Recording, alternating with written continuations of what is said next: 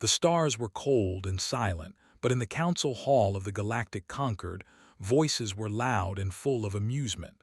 They laughed when the reports from the scouts reached them. Earth, a small blue planet at the edge of human-inhabited space, had built a fleet.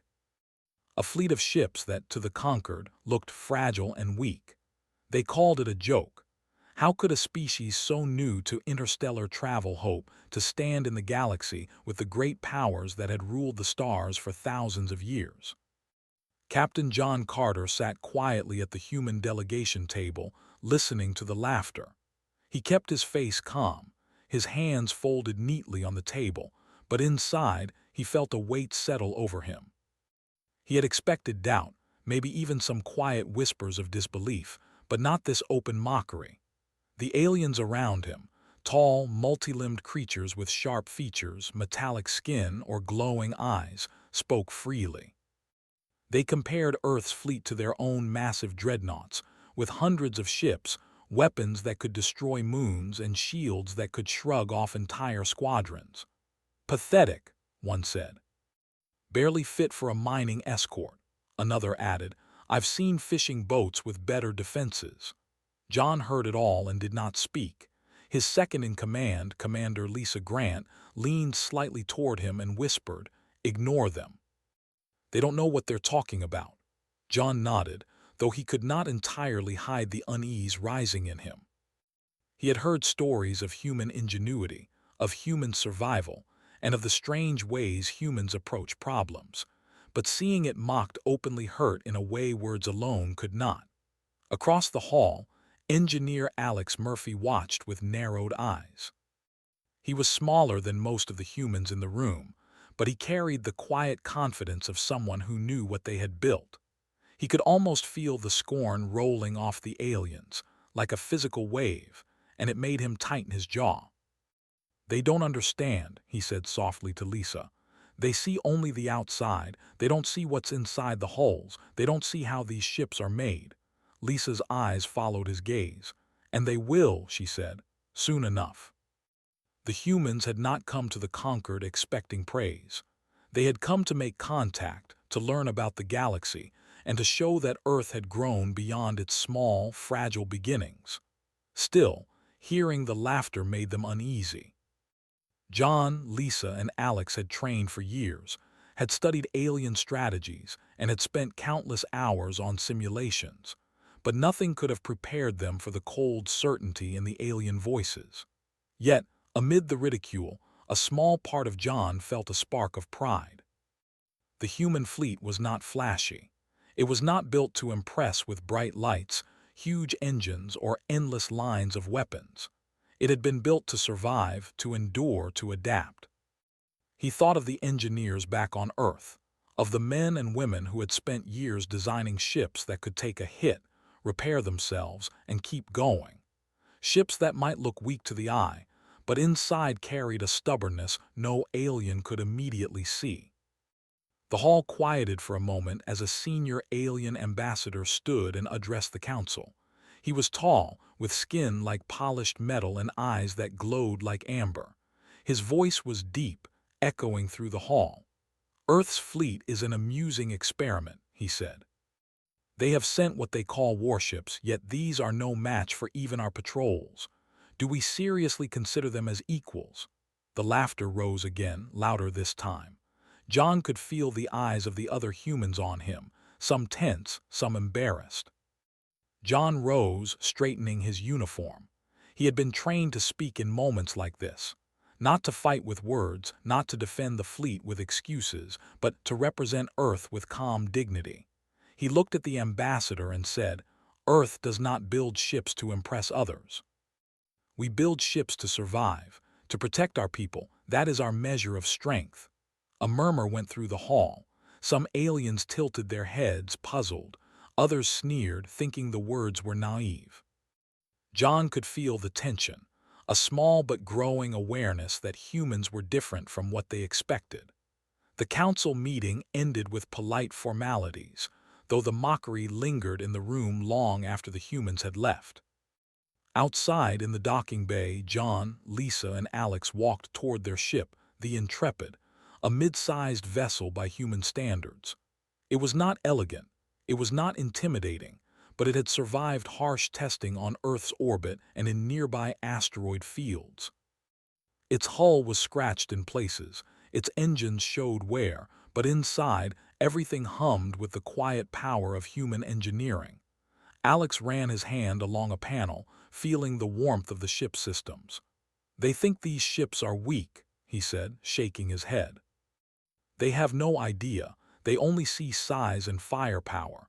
They don't understand redundancy, they don't understand repair modules, they don't understand adaptability. They think weakness is the absence of strength." Lisa smiled faintly. "They'll learn soon enough."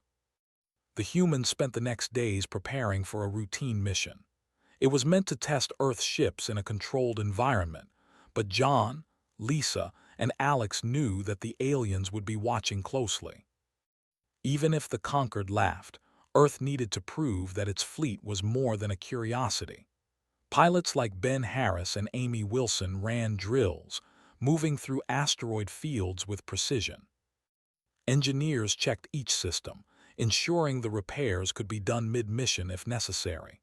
Every human on board knew that the fleet might be mocked, but it had to survive. During one evening briefing, John gathered his officers in the command room. The room was quiet except for the low hum of the ship's engines.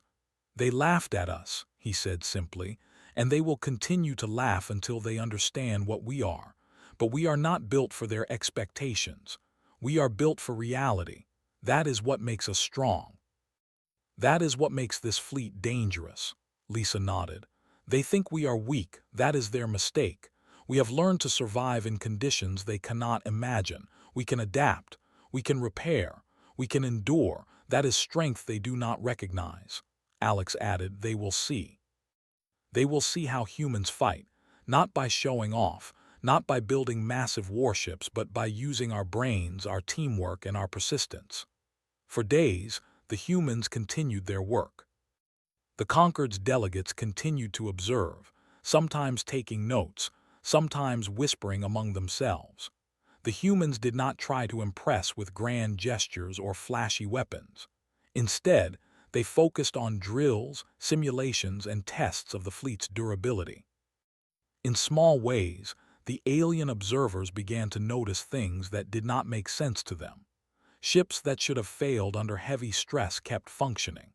Systems that should have been damaged repaired themselves almost as if the crew expected problems before they happened.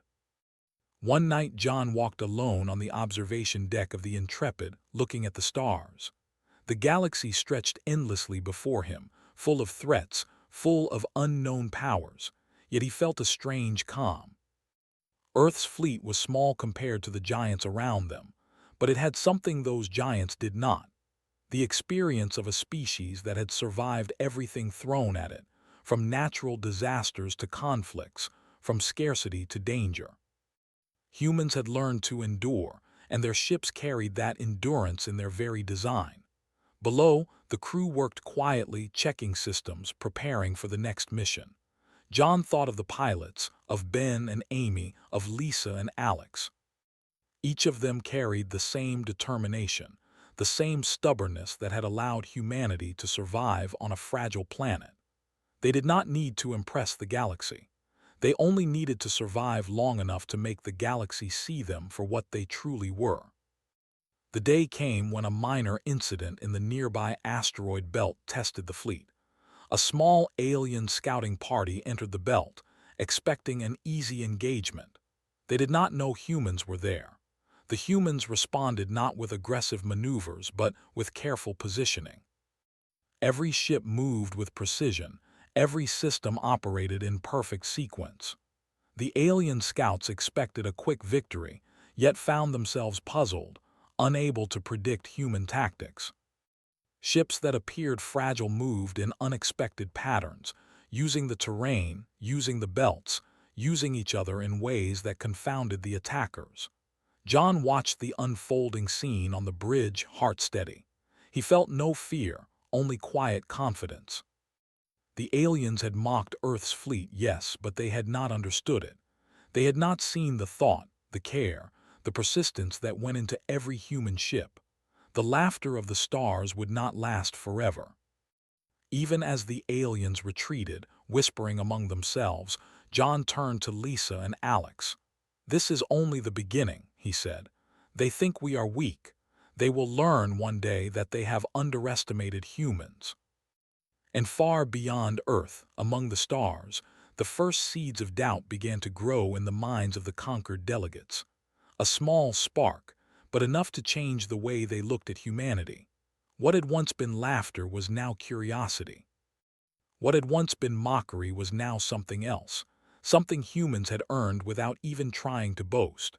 Strength, John realized, was not always in size or firepower. Sometimes, strength was in endurance, in creativity, in the stubborn refusal to give up. And the humans were nothing if not stubborn. The asteroid belt shimmered under the light of distant stars, a maze of jagged rocks and silent danger. The human fleet moved carefully through it, small ships weaving between the massive stones. Captain John Carter stood on the bridge of the Intrepid, eyes fixed on the displays, while Commander Lisa Grant and Engineer Alex Murphy monitored the systems with quiet focus. The aliens in the Concord had not left them alone. Scouts continued to appear, testing the humans, trying to see if the fleet truly was as weak as they had mocked. John felt no fear.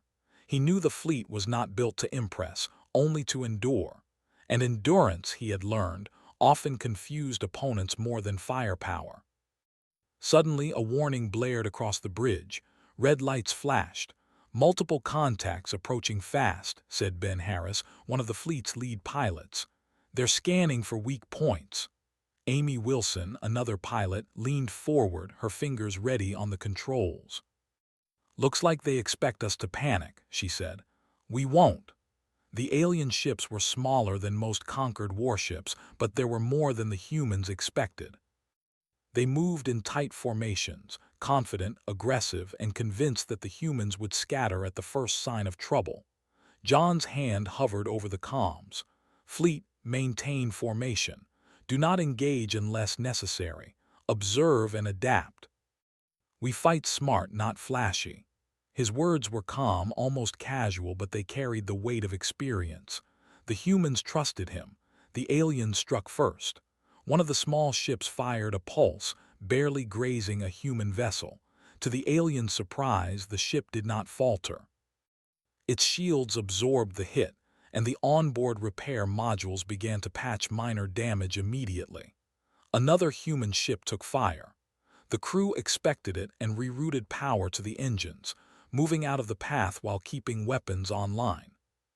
Alex Murphy leaned over the tactical display. "They think hitting us will slow us down," he said. "They don't know we can handle it. Each ship can repair itself mid-battle. Each ship can keep fighting even if damaged." Lisa nodded, her eyes scanning the screens. "We adapt. That is the human way. They rely on strength they can see. We rely on thinking they cannot predict." The aliens fired again, more aggressively. Missiles streaked through the empty spaces of the belt, aimed to destroy or disable, but the humans had trained for this. Ships shifted positions unpredictably, using the asteroids as cover. They launched decoy drones that confused the alien targeting systems. The humans moved in patterns that seemed chaotic, but were carefully calculated to maximize survival. John watched as the aliens' confidence began to waver. They expected fear, panic, and surrender. What they got instead was precision, patience, and calm determination. Ben Harris led a small squadron, darting through the asteroid field. "They think they can corner us," he said. "Let's show them how wrong they are." He fired his weapons carefully, not to destroy but to disable, testing the alien ships' responses. Amy followed, supporting him with precise maneuvers, covering angles he could not see. The aliens tried to respond with their usual tactics, aggressive and direct. But the humans did not behave like any opponent they had faced before. Ships moved unpredictably, vanished behind rocks, reappeared in unexpected locations. The fleet was small, but it acted like a large, coordinated force. On the bridge of the Intrepid, John felt a sense of calm satisfaction. "Every ship in this fleet has one goal," he said quietly. "Survive, adapt, fight back. That is our strength." Alex added, "And they don't even understand it yet. They see only what looks weak. They cannot see the layers inside each ship, the way systems compensate for damage, the way the crew responds without fear." The aliens tried a coordinated strike, firing in volleys designed to overwhelm the human ships. They expected the humans to scatter, to panic under the pressure. But the humans had anticipated this. Ships split into smaller groups, moving with a logic that seemed random but was anything but. Damage that would have disabled other fleets barely slowed them down. Lisa pointed at the tactical display. "Notice how every ship reacts instantly to changes. They cannot predict us. Their formations are rigid, ours is flexible. That is how we survive." As the battle continued, the aliens began to realize something important. These humans were not like the others. They were not reckless, not naive, not easily frightened. Every move, every adjustment was made with thought and purpose. Even when a ship took heavy damage, it did not retreat. It repaired, rejoined the fight, and continued to challenge the attackers. John knew this moment was crucial. The humans had been mocked, laughed at, and underestimated.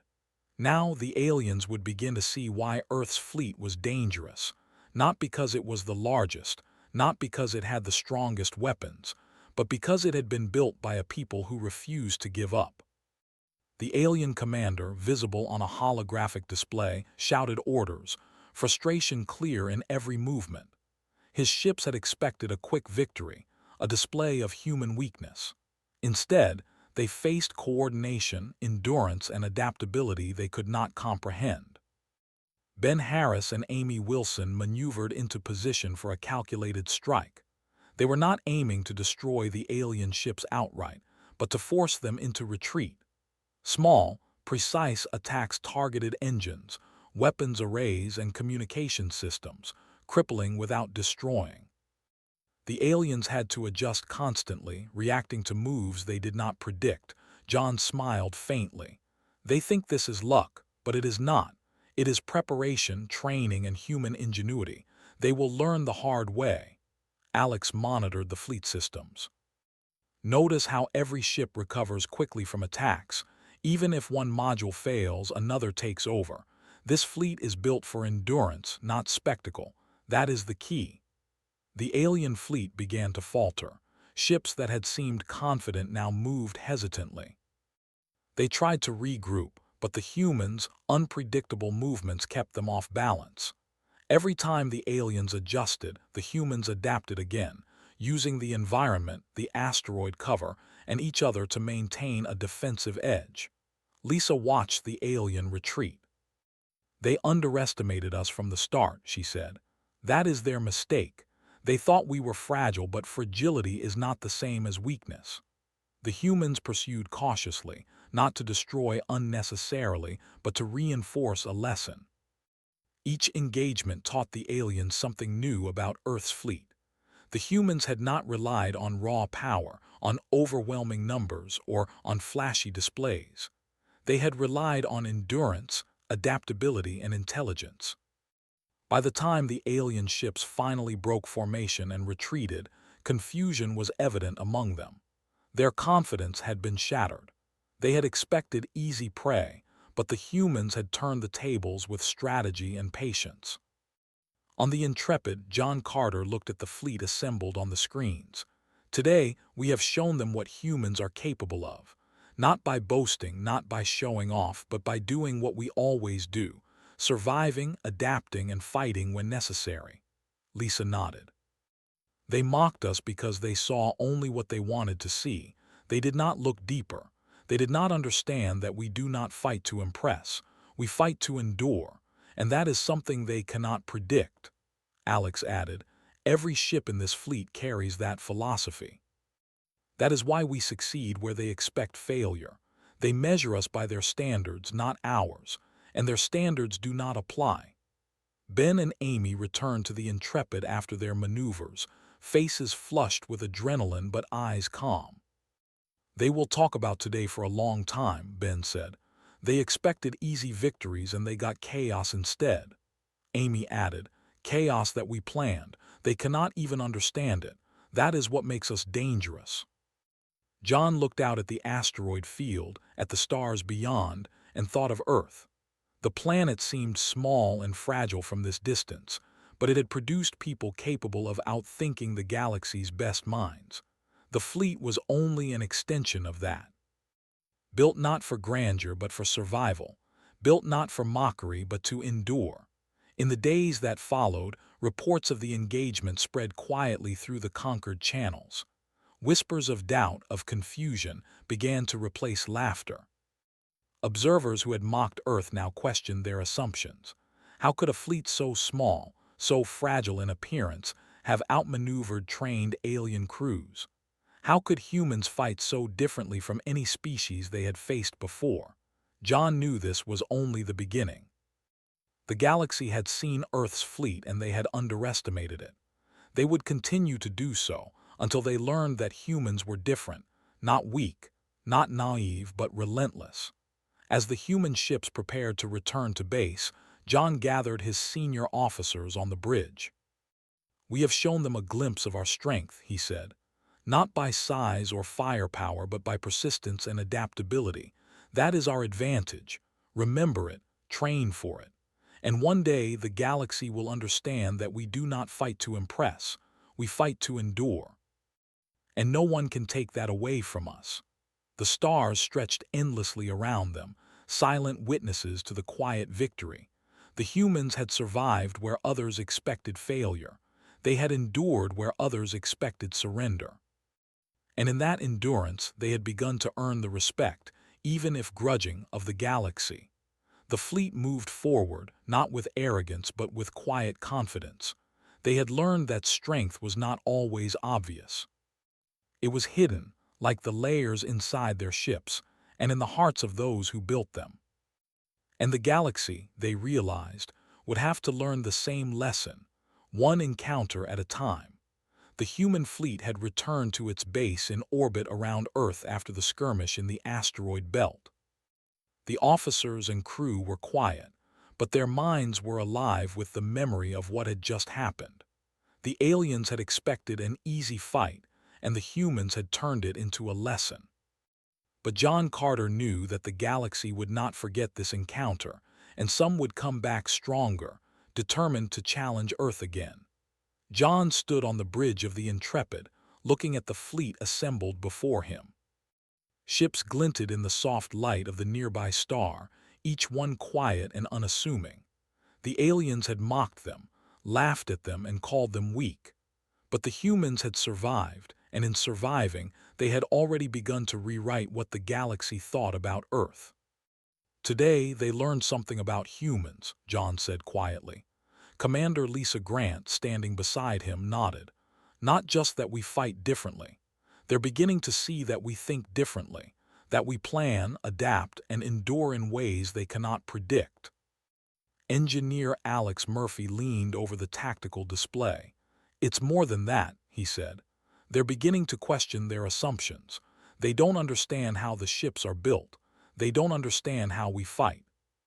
They're starting to realize that what looks weak may be stronger than they imagined." John nodded. "And that is our advantage. They have strength in weapons, in numbers, in size, but they lack the kind of flexibility we take for granted. Our fleet survives not because it is stronger, but because it is smarter." In the next few days, the fleet received reports from intelligence drones. The aliens who had attacked in the asteroid belt were talking among themselves, confused and uneasy. They could not understand why their ships had failed to overwhelm the humans. They had assumed humans were fragile, reckless, and inexperienced. They had been wrong. John called a meeting with his senior officers in the command room. Ben Harris, Amy Wilson, Lisa Grant, and Alex Murphy joined him. The room was quiet, the hum of the ship's engines filling the space. "Listen carefully," John said. "They think they understand us. They do not. They assume that human ships are weak because they are small and less armed. That is true only if you judge them by appearance. They cannot see what makes us dangerous. Lisa leaned forward. They saw the asteroid belt engagement. They saw us survive and fight back. But that was just the beginning. We can show them something more, something that will make them think twice before mocking Earth again. Alex smiled faintly. The fleet is more than just a group of ships. Each one is a system, a puzzle, a living machine. If we use it right, we can make our enemies realize that humans do not fight like anyone else in the galaxy. John turned to the pilots. Ben, Amy, you know your training. You know how we move as a unit. This is not just about hitting them. It's about showing them that we are different, that our ships are built not just to survive but to adapt. That is the key. Ben nodded. We're ready, sir. We've trained for this. We've practiced every scenario, every possible engagement. Amy added, they cannot predict our moves. They think they can, but they can't. Not really. A week later, a larger alien patrol appeared near the outer edge of the human-controlled space. The fleet detected them early, giving the humans time to prepare. The aliens were confident. They had more ships, more firepower, and experience in countless battles across the galaxy.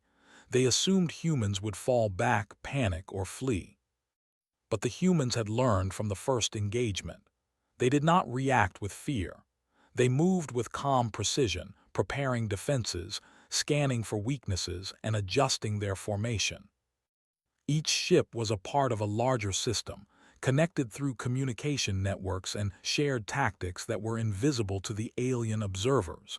John watched the approaching ships on the tactical display. They still don't understand, he said quietly. They think this is about firepower. It's not. It's about control, adaptation, and endurance. They cannot handle what they cannot predict. As the aliens fired the first volleys, the human fleet responded in ways the aliens did not expect. Ships split into smaller units, maneuvering through debris fields, using the environment to shield themselves while targeting weak points in the alien formation. Missiles and energy beams that should have destroyed human vessels failed to have the expected effect, absorbed by shields or avoided by careful navigation. Alex pointed at the display. Notice how each ship adjusts immediately. Even if one system fails, another compensates. They cannot see how the fleet operates as a single organism. That is our strength. Lisa added, they assumed weakness because they saw no threat. Now every move we make will force them to react. They cannot keep up. They do not know how to respond. Ben Harris led a squadron through a narrow corridor between two asteroids, dodging incoming fire while targeting the alien engines. They expect panic, he said over comms. They expect chaos. They will get order instead, order they cannot understand. Amy Wilson supported him, covering his flank, moving unpredictably while communicating silently through the fleet's network. They think they can trap us. We are already one step ahead. Always. The aliens tried to regroup, attempting to form a tight formation to overwhelm the humans. But every attempt failed. The humans' movements were too flexible, their tactics too adaptive. A single human ship could take a hit, repair mid-flight, and continue fighting, forcing the aliens to constantly adjust. John felt a sense of satisfaction. They mocked us because they could not see what is inside, he said. They cannot see how we fight, how we survive, how we endure, and that is why we will win. As the engagement continued, the alien commander began to notice patterns.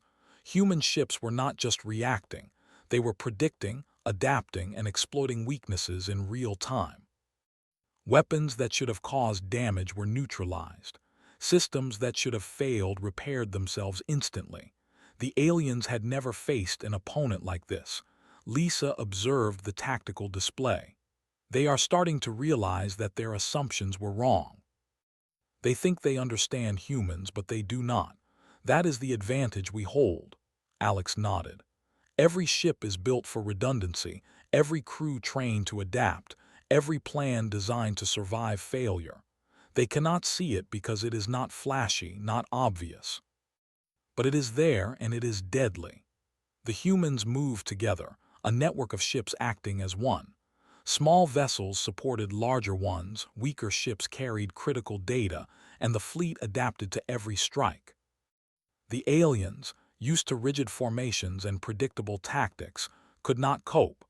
Each adjustment they made was countered by human ingenuity. Ben Harris led a strike on the alien rear ships, targeting propulsion systems to slow their retreat.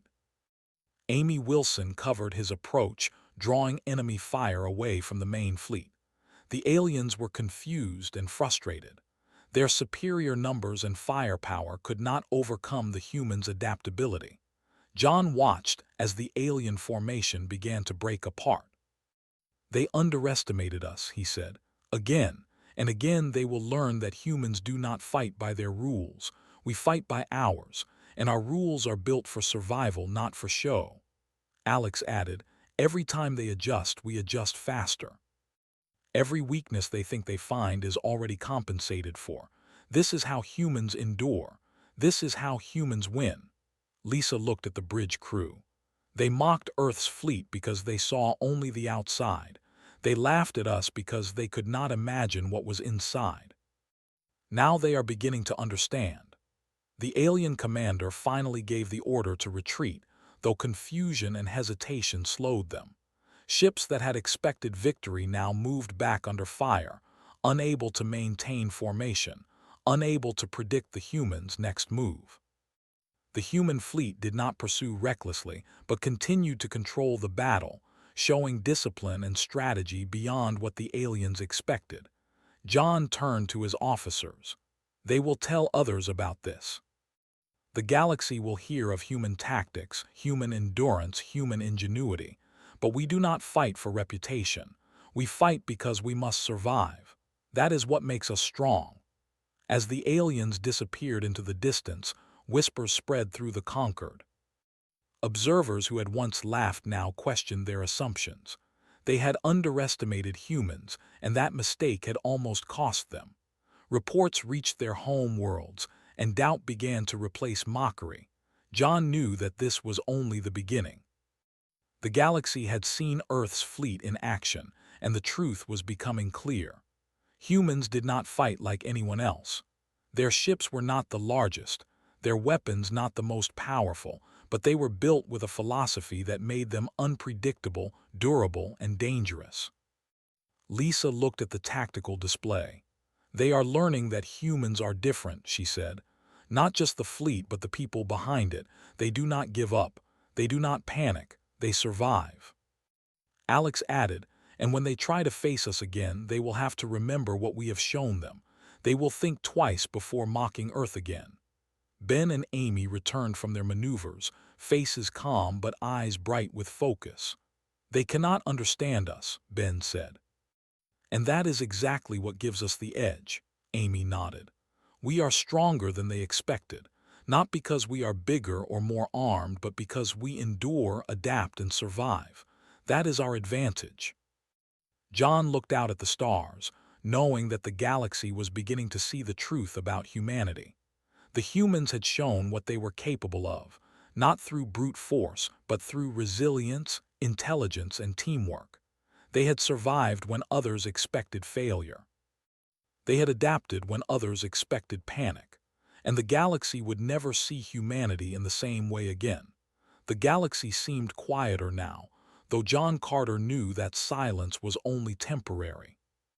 The Concord's council had received reports of the asteroid belt engagement and the following patrol encounter, and the news had spread faster than the humans could have imagined. Where there had once been laughter, there was now confusion and respect. Whispers replaced mockery, and distant worlds began to question their assumptions about Earth. John stood on the bridge of the Intrepid, looking at the stars beyond. The fleet was assembled behind him, ships small but purposeful, quiet but full of potential. Captain Carter's mind was calm, though he knew that more challenges would come. The galaxy was vast, and not everyone would welcome humanity as an equal.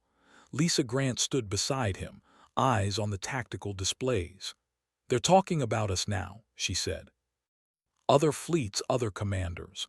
They're realizing that humans are different. Alex Murphy nodded. They have underestimated us for centuries, and they are starting to pay attention. They still don't understand everything, but they know we are not to be ignored. John smiled faintly. They will never see the full picture until they face it themselves, and by then, it will be too late for them to dismiss humanity. For weeks, the human fleet prepared for what John called the real test. Small alien scouting parties had begun appearing near Earth's controlled sectors, probing, testing, and sometimes attempting to intimidate. The humans met them every time, not with aggression, but with strategy, discipline, and endurance. Every engagement reinforced the same lesson. Humans fought differently, survived longer, and adapted faster than anyone expected. Ben Harris and Amy Wilson had become legends among the fleet's crews.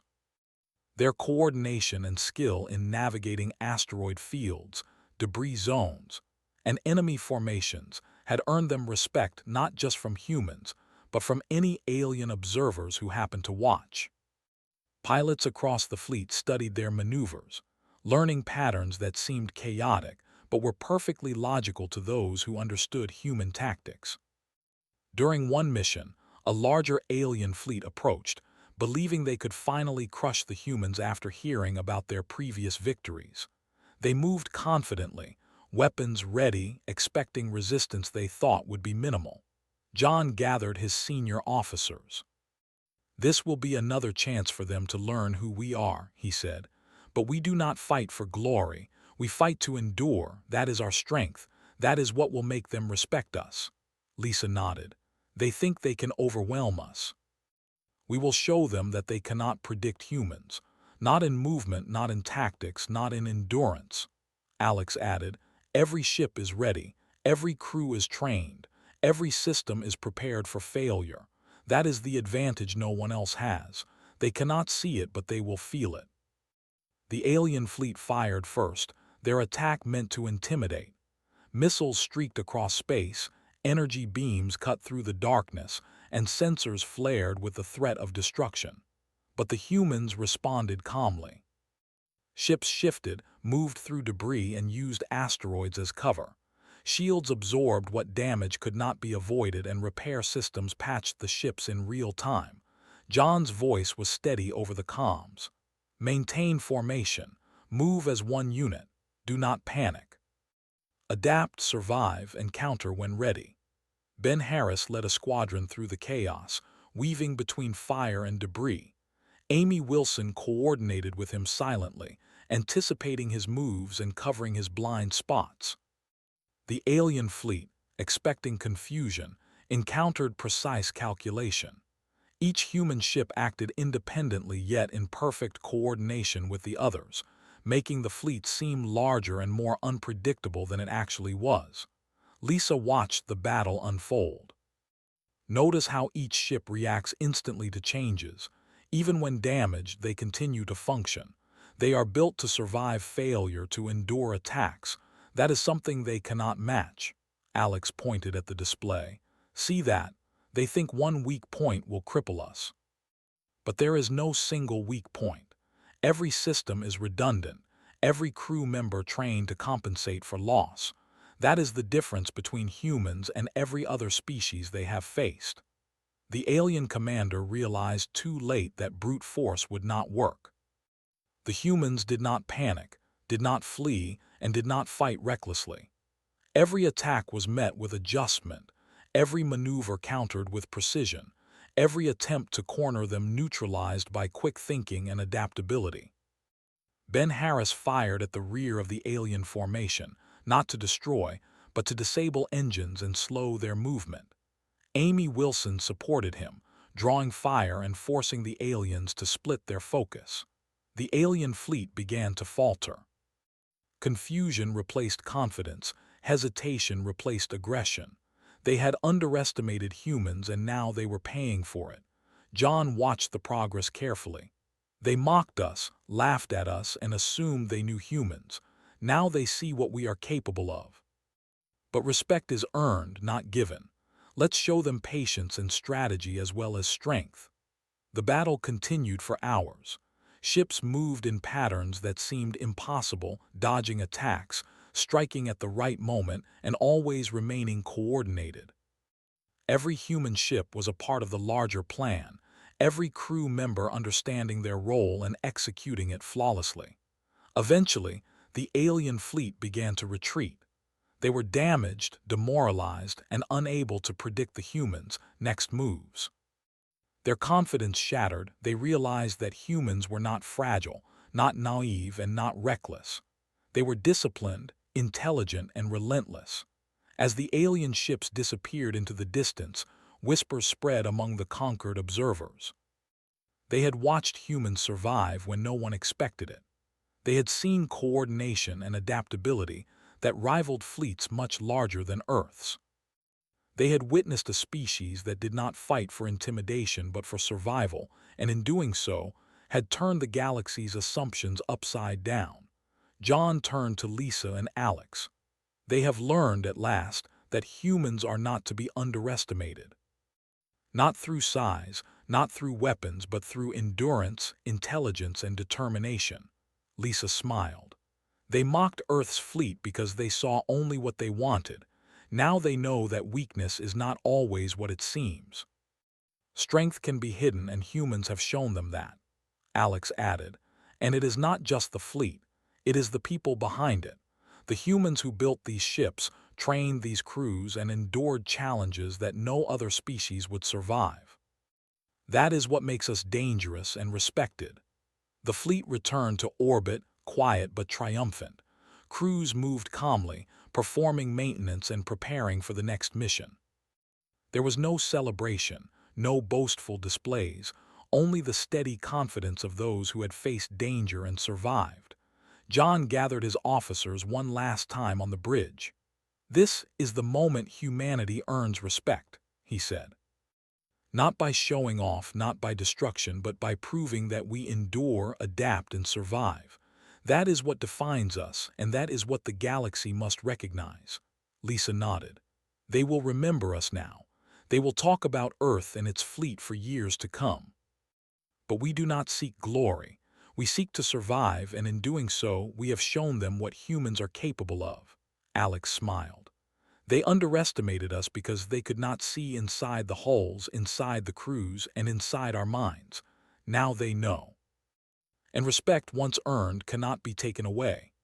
Ben Harris and Amy Wilson returned from their final maneuvers of the day, faces calm but eyes bright. "We did what we trained for," Ben said. "We survived, we adapted, and we proved ourselves. That is enough," Amy nodded. "And the galaxy has learned what humans are capable of. They mocked us, but now they cannot ignore us. That is our victory." John looked out at the stars, calm and thoughtful. Earth might seem small, fragile, and weak from this distance, but it had produced people capable of endurance, intelligence, and determination beyond what any alien had expected. The fleet was only a reflection of the human spirit, adaptable, resilient, and relentless. The conquered would no longer dismiss humanity. Other species would now measure humans differently, not by the size of their ships, not by the brightness of their weapons, but by their ability to endure, adapt, and survive. John turned to his officers. "The galaxy will remember this day. They will respect us not because we sought it, but because we earned it. We are humans, we survive, and that is strength they cannot take away." Lisa, Alex, Ben, and Amy all nodded, understanding the weight of what they had accomplished. Humanity had faced mockery, doubt, and underestimation. They had endured, adapted, and survived. And in doing so, they had earned a place in the galaxy where no one would look down on them again. As the fleet moved forward, leaving the orbit of Earth behind, the stars stretched endlessly before them. They were no longer a small, weak species at the edge of known space. They were humans, a people capable of enduring anything, adapting to any challenge, and surviving where others might fail. And the galaxy had learned, finally, that mocking humanity was a mistake. They mocked Earth's weak fleet, until they learned humans created it.